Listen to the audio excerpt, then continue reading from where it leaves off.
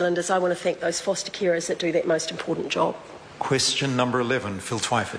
Thank you, Mr Speaker. My question is for the Minister of Transport. Did the Honourable Steven Joyce meet with the Snapper CEO in March 2010 and discuss Snapper's desire to enter the Auckland Public Transport Integrated Ticketing Scheme?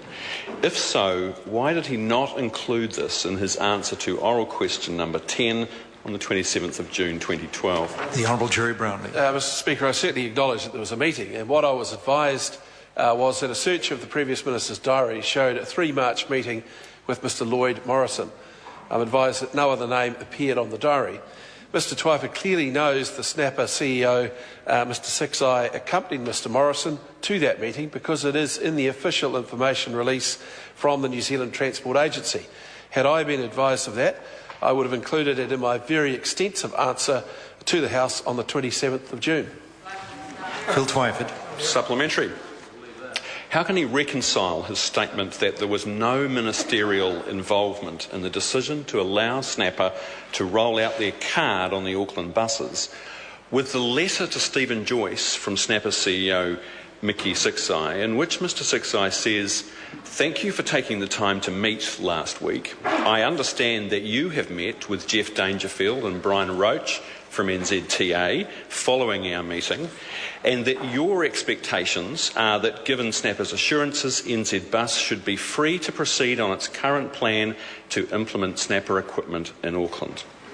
The Honourable Gerry Brownlee. Well, Mr Speaker, it's not uncommon for ministers to meet with the Chief Executive of their agency, of their ministry, nor of the agency, nor of the board of that agency as well. So that's quite in order. As for the so-called Snapper letter, I think it needs to be put in the context of ministers determining what policy is, and in this case it was to ensure that there were open standards across the country that would accommodate all sorts of front-end cards. It's worth noting that that Snapper letter also outlines a number of other concerns that Snapper had, including the expression that in effect this creates a state-owned monopoly with the power to exclude others from the market.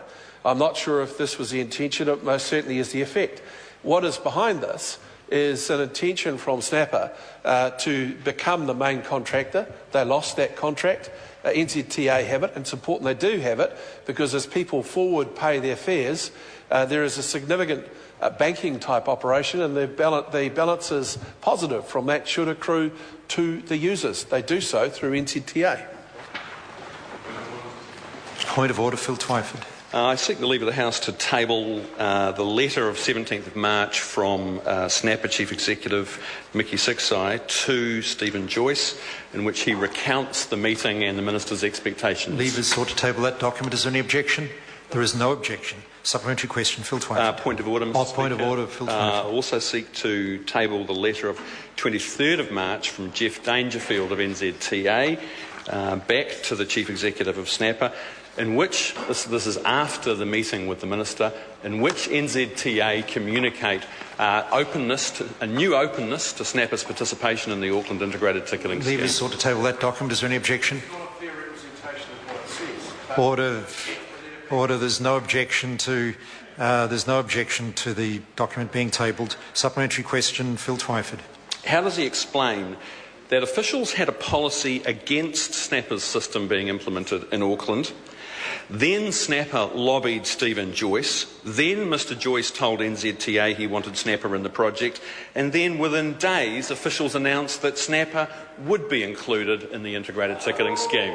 The Honourable Gerry Brownlee. Well, firstly, Mr Speaker, it is incorrect to say that NZTA were instructed by the Minister to include Snapper. That is quite wrong. The policy in these matters is set by ministers, and the policy was that there should be open protocols available for all sorts of front-end cards.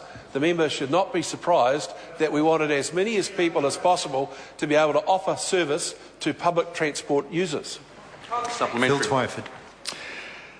Did Steven Joyce communicate his expectation to NZTA Chair Brian Roach and NZTA Chief Executive Jeff Dangerfield, as explained in the CEO of Snapper's letter to the Minister, that Snapper should be free to join the Auckland scheme? The Honourable Gerry Brownlee. Well, firstly, Mr Speaker, there is no ministerial responsibility for the view that Mr Saxai expresses in his letter. What is clear is that the Minister made clear to the agency the expectation that it would be an open protocol that would be available to a number of front-end cards. That is a policy decision rightly made by the Minister. Question number 12, Eugenie Sage. Thank you, Mr Speaker. My question is to the Minister for the Environment. Does she plan to introduce legislation